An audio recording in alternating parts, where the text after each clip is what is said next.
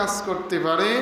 আল্লাহ তাআলা কোরআনুল কারীমের ভিতরে বলেন, কুলিল্লাহুম্মা মালিকাল মুলকি তুতিল মুলকা মান তাশাউ ওয়া তানজিউল মুলকা মিম্মান তাশাউ ওয়া তুইজ্জু মান তাশাউ ওয়া তুযিল্লু মান তাশাউ বিয়াদিকাল খায়র ইন্নাকা আলা কুল্লি শাইইন কাদির। আল্লাহ তাআলা বলেন, আমি আল্লাহ কাউকে ইজ্জত দিই, সম্মান দিই, কাউকে চেয়ারম্যান বানাই, কাউকে এমপি বানাই, কাউকে মন্ত্রী বানাই। আমি আল্লাহ তাআলা তার ইজ্জত সম্মান আমি নিজের হাতে দিয়েছি। এই ইজ্জত সম্মান সে বজিয়ে রাখতে পারে নাই, হেফাজত করতে পারে নাই। আমি তাকে ইজ্জতের চাদর থেকে নামিয়ে তাকে বেইজ্জতির চাদরে নামিয়ে দিই। কথা ঠিক কিনা? এজন্য ইজ্জতের মালিককে, বেইজ্জতের মালিককে, সব কিছুর মালিক যিনি, তিনি হলো আমার আর আপনার আল্লাহ। বলে সুবহান। এজন্য ইজ্জত পাওয়ার পরে, সম্মান পাওয়ার পরে সে ব্যক্তি যদি সেটা অপব্যবহার করে, সে ব্যক্তি যদি সঠিক ব্যবহার না করে, আল্লাহ তাআলা তাকে ইজ্জতের চাদরে, ইজ্জতের চেয়ারে, ইজ্জতের সম্মানে ওই ব্যক্তিকে রাখতে পারে না। ওই ব্যক্তি যত ক্ষমতাবান হোক, যতই চালাক হোক, যতই বুদ্ধিমান হোক, আর যতই শিক্ষিত হোক, আল্লাহ তাআলা কোরআনের কথা, এটা মানুষের কোনো গাল গল্প না, কোনো ইতিহাস না, এটা কোনো বইয়ের কথা না, কোনো রচনা না, কোনো বিজ্ঞান, সমাজ, ভূগোল, শাস্ত্র, ইংরেজি, অঙ্কর কথা না। আল্লাহ তাআলা সূরা আলে ইমরানের ভিতরে বলেছেন, কুলিল্লাহুম্মা মালিকাল মুলকি তুতিল মুলকা মান তাশাউ ওয়া তানজিউল মুলকা মিম্মান তাশাউ ওয়া তুইজ্জু মান তাশাউ ওয়া তুযিল্লু মান তাশাউ বিয়াদিকাল খায়র। আল্লাহ বলে, কাউকে আমি ইজ্জত দিই, কাউকে বেইজ্জতি, কানে ফকির বানাই, কাউকে ধনী বানাই, কাউকে ঘরের মালিক বানাই, কাউকে ঘর ছাড়া রাস্তার উপরে ঘুমাই। সব কিছু কর্নেওয়ালা যিনি, তিনি কে? এজন্য এটা বিশ্বাস করতে হবে, এটা প্রতি ঈমান আনতে হবে যে ইজ্জতের মালিক আল্লাহ, বেইজ্জতের মালিক আল্লাহ। ওয়া হুয়া আলা কুল্লি শাইইন কাদির। আল্লাহ বলে, সমস্ত ক্ষমতার অধিকারী একমাত্র আমি আল্লাহই। দুনিয়ার কোনো মানুষ আজ পর্যন্ত ক্ষমতায় থাকতে পারে নাই। ফেরাউন ছিল, ফেরাউনকে আল্লাহ তাআলা অপদস্থ করে শেষ করে দিয়েছে। যুগে যুগে আমরা কত মানুষকে দেখেছি, তারাও থাকতে পারে নাই। সুতরাং পৃথিবীতে কেউ স্থায়ীভাবে ক্ষমতায় থাকতে পারতেছে না, পারবে না, ভবিষ্যতেও পারবে না। কথা ঠিক কিনা? এজন্য যারা ক্ষমতা নিয়ে, কোরআন হাদিস, যারা ইসলামের পক্ষে যারা ক্ষমতাকে ব্যবহার করেছে, আল্লাহ তাআলা তাদেরকে সম্মান, ইজ্জত দুনিয়াতেও বাড়িয়েছে, আখিরাতের ময়দানেও আল্লাহ তাআলা তাদেরকে বাড়িয়ে দেবে। যেমন ক্ষমতা পেয়েছিল ওমর, যেমন ক্ষমতা পেয়েছিল আবু বকর, যেমন ক্ষমতা পেয়েছিল উসমান গনি, যেমন ক্ষমতা পেয়েছিল আলী, তারা ক্ষমতা পেয়ে আল্লাহ শুকরিয়া আদায় করেছে বলে আলহামদুলিল্লাহ। তারা অপব্যবহার করে নাই, তারা মানুষের খুন করে নাই, মানুষের টাকা পয়সা লুটপাট করে নাই, আত্মসাৎ করে নাই। আল্লাহ তাআলা তাদের সম্মান দুনিয়াতে বাড়িয়ে দিয়েছে। আর যারা ক্ষমতাকে অপব্যবহার করেছে, ফিরাউন, নমরুদ, হামান, কামান, এই পৃথিবীতে আরও বহুত মানুষ আছে, তারাও এই পৃথিবীতে লাঞ্ছিত, অমানিত হয়ে, এই পৃথিবী অপমানিত হয়ে, লাঞ্ছিত হয়ে, তারাও দেশ ছাড়া হয়ে অন্যথায় চলে যেতে বাধ্য হয়েছে। কথা ঠিক কিনা? এজন্য ক্ষমতা এটা আল্লাহর দান।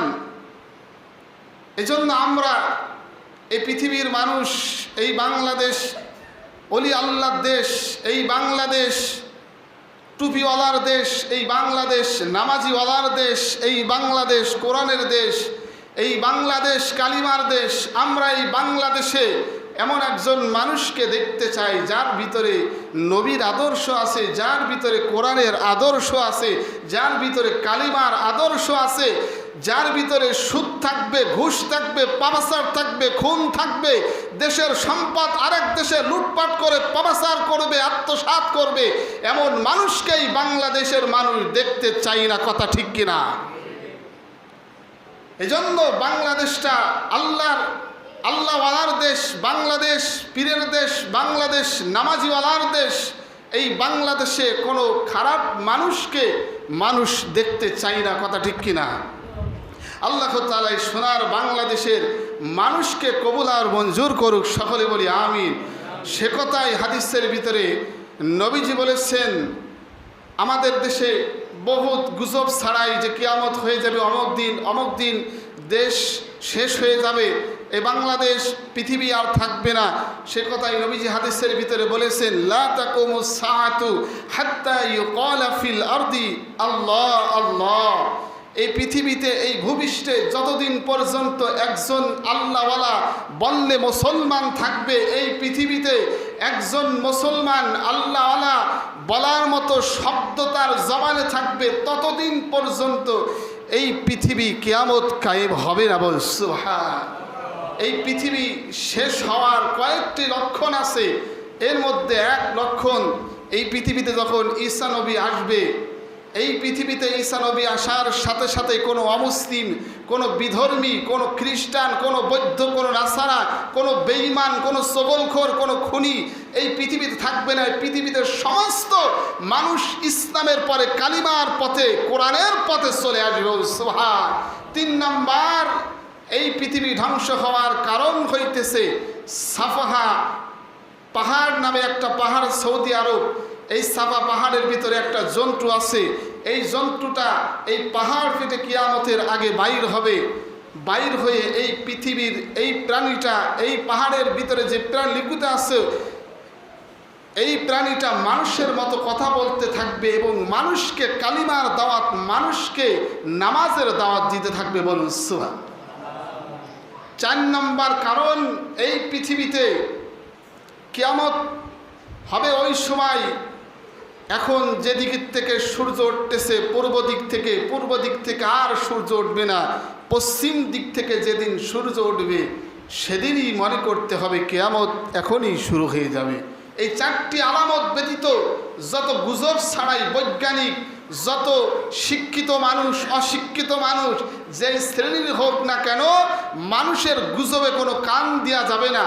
এমন সময় এক গুজব বানিয়েছিল যে বাঁশের ভিতরে পানি আছে, কলসির ভিতরে পানি আছে, এই পানি খেলে রোগ ভালো হয়ে যায়। কথা ঠিক কিনা? কোরআন শরীফের ভিতরে দাড়ি পাওয়া যায় নবীর, এইসব গুজবের ভিতরে থানকুনি পাতা খাইলে রোগ সব ভালো হয়ে যায়, এগুলো সব গুজব। এইসব গুজবের ভিতরে আমরা পড়ব না। এই 4টি ব্যতীত কিয়ামত কায়েম হবে। 1 নম্বর, ঈসা নবী আসবে। 2 নম্বর, ঈসা নবী আসার সাথে সাথেই এই পৃথিবী কালেমার পাতা ঝুলতে থাকবে, কোনো বেঈমান, নাস্তিক, কাফের, কোনো অমুসলিম থাকবে না। 3 নম্বর, সাফা পাহাড়ের ভিতরে এক প্রাণী আছে, প্রাণী বাইর হবে, মানুষের মতো কথা বলবে, মানুষকে কালিমার দাওয়াত দিবে, নামাজের দাওয়াত দিবে, মানুষকে ইসলামের দিকে ডাক দিবে। 4 নম্বর, পশ্চিম দিক থেকে সূর্য উঠবে।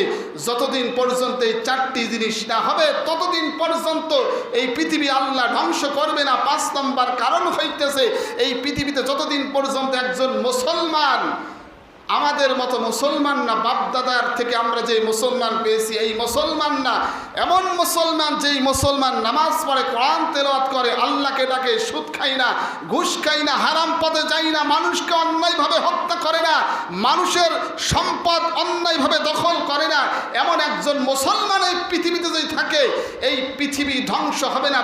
পৃথিবীর জায়গায় থাকবে, সূর্য উঠবে, চন্দ্র উঠবে, নক্ষত্র উঠবে, পৃথিবী পৃথিবীর মতোই থাকবে।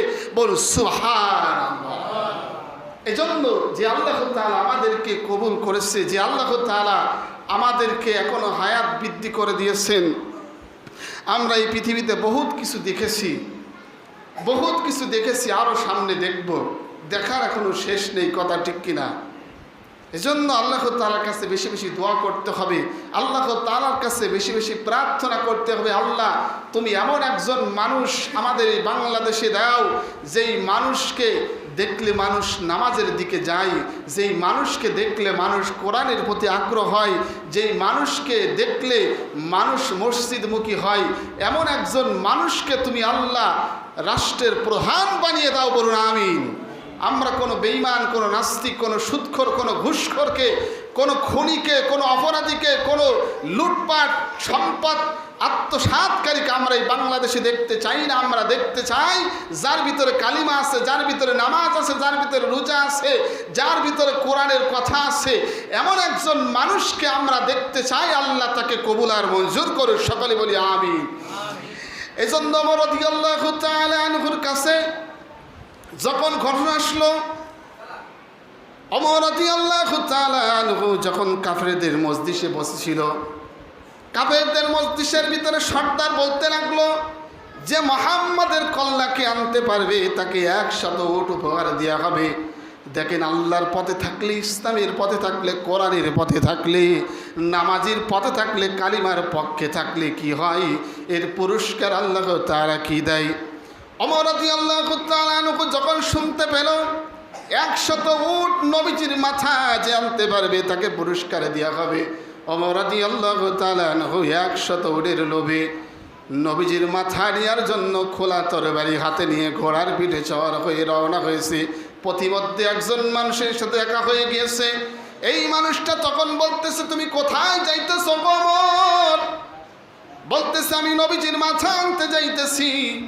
তখন ওই ব্যক্তি বলল, নবীজির মাথা দেন সহজ না, তিনি তো আল্লাহর নবী, তিনি বাঘ, তিনার কাছে তুমি যাইতে পারবে না, তার ধারে কাছে বিছতে পারবে না, আল্লাহ তোমাকে দুনিয়াতেই ধ্বংস করে দেবে।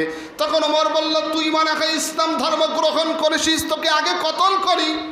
তখন ওই ব্যক্তি বলল, আমাকে কতল করার আগেই তোমার ঘরকে তুমি সামলাও, তোমার বোন ফাতেমা ইসলাম ধর্ম গ্রহণ করেছে, কালিমা পড়েছে, তোমার বোনকে আগে ধ্বংস করো, তোমার বোনকে আগে কতল করো। ওমর তখন রাগে আরও ফেটে গেল, তার শরীরের ভিতর রাগ আরও 3 গুণ বেড়ে গেল। ঘোড়ার পেটে সওয়ার হয়ে খোলা তরবারি নিয়ে বনের বাসায় চলে গিয়েছে। বনের বাসার সামনে যখন গেল তখন দরজার ফাঁক দিয়ে কোরআনের আয়াত যেন বেশি বেশি আসতেছে। ওমর রাদিয়াল্লাহু তাআলা তখন বুঝতে পারল ইসলাম ধর্ম মানে আমার বোন গ্রহণ করেছে, একে আগে শেষ করে দিতে হবে। যখন দরজায় লক করলো, লক করার সাথে সাথেই দরজা খুলে দিল। দরজা খোলার পরে ওমর রাদিয়াল্লাহু তাআলা তার বোনের উপরে, ফাতেমার উপরে অত্যাচার করা শুরু করলো। মারতে মারতে শরীর থেকে যখন রক্ত বাইর হইতেছে তখন ভাইয়ের মনে দরদ হলো, মায়া হলো। কিন্তু এই বাংলাদেশে এমন বড় বড় বেঈমান নাস্তিক, এমন বড় বড় খনি আছে, মানুষকে মারতে কোনো প্রকার দ্বিধাবন্ধ করে না। কথা ঠিক কিনা? ওমর রাদিয়াল্লাহু তাআলা মনের ভিতরে মায়া আসলো, দয়া আসলো। এই রক্ত দেখার পরে ওমর রাদিয়াল্লাহু তাআলা বনের রক্ত থেকে বোনকে বলল, বোন তুমি এমন কি জিনিস পড়তেছো, যেই জিনিস পড়ার কারণে তোমার শরীর থেকে রক্ত বাহির করেছি, এরপরেও তোমার ঈমান বিন্দু মাত্র সরে নাই, তুমি এমন কি জিনিস পড়তেছো, আমার হাতে একটু দাও, আমি পড়ে দেখবো।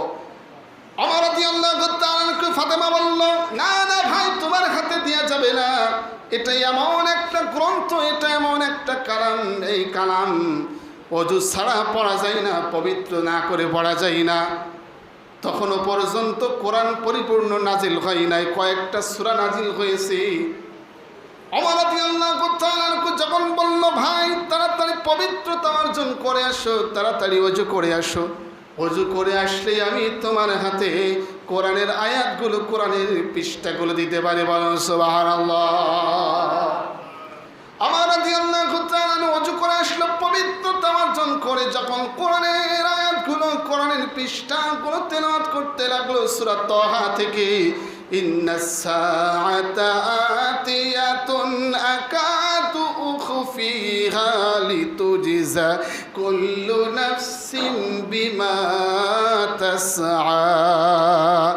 ওমর বুঝতে পারলো এটা এমন কোন পৃথিবীর গ্রন্থ না, এমন কোন বই পুস্তক না, পৃথিবীর এমন কোন বই না, এমন কোন গ্রন্থ না, কবিতা না, যে আয়াতের ভিতরে আল্লাহ বলেছে মৃত্যুবরণ তোমাকে করতেই হবে, কিয়ামত কায়েম হবে। কিন্তু মৃত্যু এবং কিয়ামত এই দুইটা আল্লাহ তাআলা গোপন রেখেছে মানুষের আমলকে বৃদ্ধি করার জন্য। মৃত্যু এবং কিয়ামত যদি গোপন না থাকতো তাহলে মানুষ যেই পরিমাণ অন্যায় করতেছে এর থেকে আরো 10 গুণ অন্যায় করত। কথা ঠিক কিনা? এই আয়াত পড়ার পরে মনের অন্তরের ভিতরে ভয় সৃষ্টি হলো যে আমাকে মৃত্যুবরণ করতে হবে। আমি যে অন্যায়ের ভিতরে আছি, মানুষকে খুন করি, মানুষের মাল আত্মসাৎ করি, মানুষের অন্যায়ভাবে গলায় ছুরি বাঁধাই, আমাকে অন্যায়ভাবে যেইভাবে আমি অন্যায়ভাবে রাস্তা দিয়ে চলি, মানুষের উপরে জুলুম করি, আমাকে আল্লাহর সম্মুখে উপস্থিত হবে, আমাকে মৃত্যুবরণ করতে হবে। সুতরাং আমি আর অন্যায়ের ভিতরে থাকতে চাই না। তখন ফাতেমাকে বলল, বোন, আমি আর এই জুলুমের ভিতরে থাকতে চাই না, অন্যায়ের ভিতরে থাকতে চাই না। তুমি তাড়াতাড়ি বলো মুহাম্মদ কোথায়, আমি মুহাম্মদের কালেমা গ্রহণ করে নেব। আমার রাদিয়াল্লাহু তাআলা আনহুর অন্তরের ভিতরে আল্লাহ এত ভালোবাসা জাগৃত করে দিল। এই ওমর যখন সূরা তাহার আয়াতগুলো তেলাওয়াত করে বুঝতে পারলো, আরবের মানুষগুলো, সৌদি আরবের মানুষগুলো কোরআনের লাইনের প্রত্যেকটি অর্থ তাদেরকে বোঝার মতো ক্ষমতা আল্লাহ দিয়ে দিয়েছে, কিন্তু বাংলাদেশের মানুষ এটা বোঝে না। কথা ঠিক কিনা? এজন্য আরব দেশে দেখবেন জিনা করলে জিনার শাস্তি দেয়, অন্যায়ভাবে কাউকে হত্যা করলে হত্যার শাস্তি হয়, অন্যায়ভাবে কারণ মাল আত্মসাৎ করলে সে তার শাস্তি হয়। কিন্তু বাংলাদেশে এটা তার এক ভাগের কমও হয় না, কিছুই হয় না। কথা ঠিক কিনা? এই বাংলাদেশে যদি খুনির শাস্তি হতো, যে ব্যক্তি জিনা করেছে এই জিনাখোরের যদি মানুষের সম্মুখে যদি পাথর মেরে মেরে শেষ করা হইতো, তাহলে এই বাংলাদেশে একজন জিনাখোর থাকতো না। কথা ঠিক কিনা? যে খুনি, এই খুনিকে যদি মানুষের সম্মুখে শাস্তি দেওয়া হতো, অপরাধকে যদি মানুষের সম্মুখে উন্মোচন করে শাস্তির আওতায় আনা হতো, এই পৃথিবীতে বাংলাদেশে একজন খুনিও থাকতো না। কথা ঠিক কিনা? এই পৃথিবীতে যদি একজন আত্মসাৎকারীকে শাস্তি দেওয়া হতো, শাস্তির আওতায় আনা হতো, এই বাংলাদেশেও একজন আত্মসাৎকারীও থাকতো না। এই বাংলাদেশটা সোনার বাংলাদেশ হয়ে যেত। বলো ঠিক কিনা? এই জন্য এই বাংলাদেশে আজকে এগুলো নাই বিধায় আজকে বাংলাদেশের সম্পদ বাইরের রাষ্ট্রে চলে যাইতেছে। কথা ঠিক কিনা? এই জন্য ওমর রাদিয়াল্লাহু তাআলা আনহু যখন ফাতেমাকে বলল, বোন রে, আমি আর থাকতে চাই না এই নাস্তিকের ভিতরে, বেঈমানের ভিতরে, অমুসলিমের ভিতরে, তুমি তাড়াতাড়ি বলে দাও মুহাম্মদ কোথায় আছে, তার দরবারে আমি গিয়ে কালিমা ধর্ম গ্রহণ করব, কালিমা পড়ব, ইসলামের ঝান্ডা তলে আসবো। ওমর রাদিয়াল্লাহু তাআলা ঘোড়ার পিঠে সওয়ার হয়ে খোলা তরবারি নিয়ে ছুটতে লাগলো। খোলা তরবারি নিয়ে যখন মুহাম্মদ সাল্লাল্লাহু আলাইহি সাল্লাম সাফা পাড়ার পাশে একজন সাহাবী ছিল, আরকাম রাদিয়াল্লাহু তাআলা আনহুর বাড়ির ভিতরে বসে বসে 13 জন সাহাবীকে নিয়ে দিনের কথা, ইসলামের কথা, কোরআনের কথা তাদেরকে শিক্ষা দিতেছে, তাদেরকে শিখাইতেছে। এমত অবস্থায় দরজায় ওমর লক করলো। প্রথমবার লক করার সাথে সাথেই ঘরের ভিতর থেকে মুসলমানের ভিতরে, অন্তরের ভিতরে ভয় জাগ্রত হলো। ওরে আল্লাহ, আমরা মাত্র 13 জন মুসলমান, আমাদেরকে শেষ করে দেওয়ার জন্য অনেক কাফেররা এসেছে, অমুসলিমরা এসে আমাদেরকে শেষ করে দিবে। ওমর রাদিয়াল্লাহু তাআলা আবার লক করলো। লক করার পরে নবীজি বলল, ও আমার সাহাবারা, আমাকে যাইতে দাও, আমি গিয়ে দেখি এটা কে এসেছে। সাহাবারা যখন দরজার কাছে আসলো, দরজার কাছে এসে দেখতেছে ওমর খোলা তরবারি হাতে নিয়ে দাঁড়িয়ে আছে। সাহাবারা তখন বলতেছে, ইয়া রাসূলুল্লাহ, ইয়া হাবিবুল্লাহ, দরজা খুলবেন না, দরজা খুললে আমাদেরকে ওমর শেষ করে দেবে। কারণ ওমরের শরীরের ভিতরে আল্লাহ তাআলা এত শক্তি দিয়েছিল, 50, 100, 150 মানুষ তার সাথে পারবে না। বলুন সুবহানাল্লাহ। ওমর রাদিয়াল্লাহু তাআলা যখন দরজায় দাঁড়িয়ে আছে, নবীজি বলল, আমি দরজা খুলি।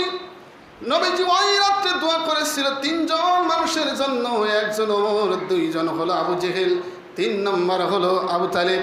এই 3 জনের জন্য আল্লাহ তাআলার দরবারে দোয়া করেছিল রাত্রিবেলা, আল্লাহ এই 3 জনের ভিতরে থেকে তুমি একজনকে ইসলামের ঝান্ডা তলে, কালিমার পদে তলে যদি কবুল করো, তাহলে মুসলমানরা এই পৃথিবীতে সুন্দর মতো, ভালো মতো জীবনযাপন করতে পারবে, উন্মুক্ত বাংলাদেশে থাকতে পারবে। সুবহানাল্লাহ। ওমর রাদিয়াল্লাহু তাআলা দরজায় দাঁড়িয়ে থাকলো। নবীজি দরজা খোলার সাথে সাথেই দেখতেছে ওমর মাথা নিচুর দিকে দিয়ে দাঁড়িয়ে আছে। তার পানিটা নবীজির পায়ের কাছে রেখে দিল এবং নবীজি বলতে লাগলো, তোমার কি এখন আল্লাহর ভয় আসে না? দোজখের ভয় তোমার ভিতরে আসে নাই? তুমি কি আল্লাহকে এখনো পর্যন্ত ধরতে পারো নাই? তুমি কি এখনো কালিমার ঝান্ডা তলে আসো নাই? জাহান্নামের ভয় তোমার এখন অন্তরের ভিতরে আসে নাই? তুমি কত মানুষকে কতল করেছো, কত মানুষকে খুন করেছো, কত মানুষ কত অপরাধ করেছো, কত খুন খারামি করেছো, তোমার অন্তরের ভিতরে এখনই আল্লাহর ভয় আসে নাই? এই ওয়াজ যখন ওমরের সামনে করলো, ওমর তখন বলল, ইয়া রাসূলুল্লাহ, ইয়া হাবিবুল্লাহ, গো আল্লাহর রাসূল, আমি আল্লাহ তাআলার কোরআনের আয়াত তেলাওয়াত করার কারণে আল্লাহ তাআলা আমার অন্তরের ভিতরে এত ভয় জাগ্রত করে দিয়েছে। আমি যখন এই তেলাওয়াত করেছিলাম, আল্লাহর রাসূল, ইন্নাস সাআতা আতিয়াতুন আকাদু উখফিহা লিতুজজা কুল্লু নাফসিন বিমা তাসআ, আমি আয়াতটা তেলাওয়াত করার সাথে সাথে আল্লাহ আমার অন্তরের ভিতরে এত পরিমাণ ভয় জাগ্রত করে দিয়েছে, আমি আর থাকতে পারলাম না। আমি দৌড় দিয়ে খোলা তরবারি হাতে নিয়ে ঘোড়ার পরে সওয়ার হয়ে, ওগো আল্লাহর রাসূল, ওগো আল্লাহর হাবিব, ইয়া রাসূলুল্লাহ, আমি আপনার কাছে চলে এসেছি। আমি এখন জবান খুলে পবিত্রভাবে পড়তে চাই, আশহাদু আল্লা ইলাহা ইল্লাল্লাহু ওয়াহদাহু লা শারীকা লাহু ওয়া আশহাদু আন্না মুহাম্মাদান আবদুহু ওয়া রাসূলুহু। আল্লাহু আকবার বলি।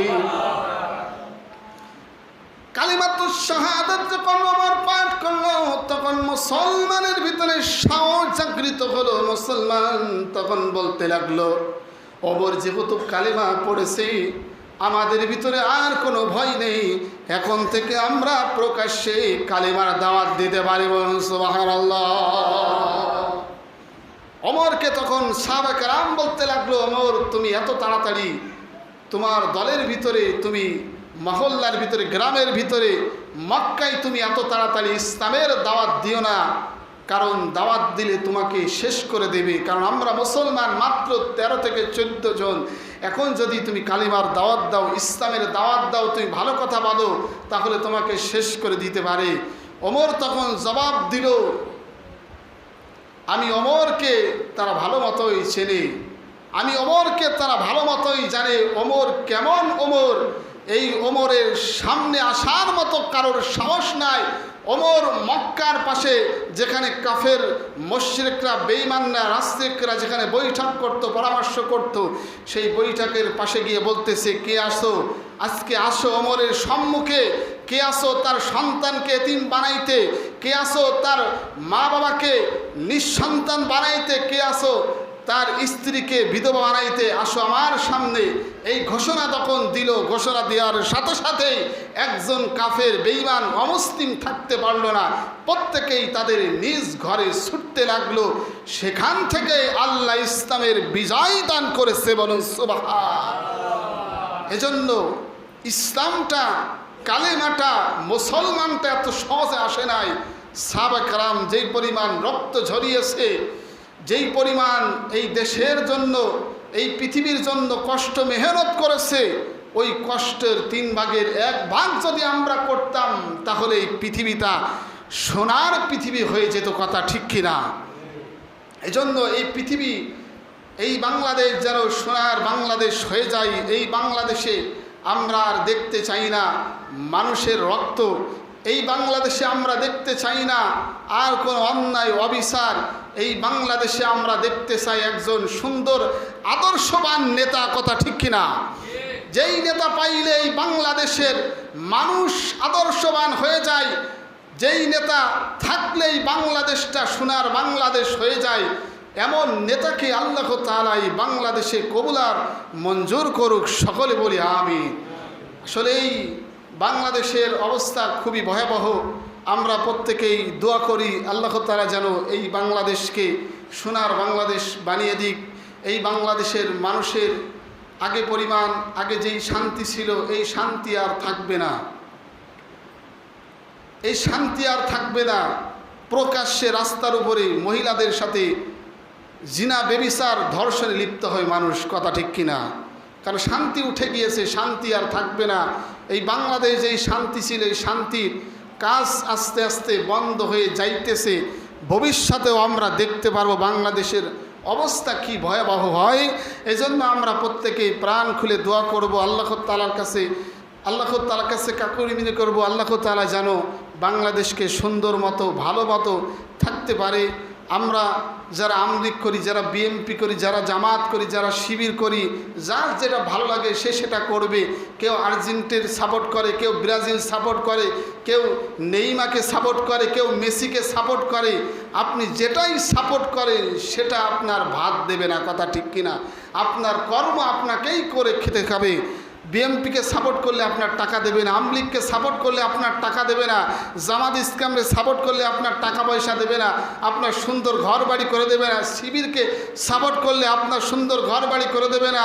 জামাত ইসলাম বলেন, তাবলিগ বলেন, এরপরে চরমনা বলেন, এরপরে নেইমা বলেন, এরপরে মেসি বলেন, এরপর আর্জেন্টিনা বলেন, এরপরে ব্রাজিল বলেন, যেটাই সাপোর্ট করেন, যেটার আপনি ভালোবাসেন, কোনো দল আপনাকে টাকা পয়সা দেবে না, আপনার সহযোগিতা করবে না, আপনাকে আর্থিকভাবে দেখাশোনাও করবে না, কথা ঠিক কিনা?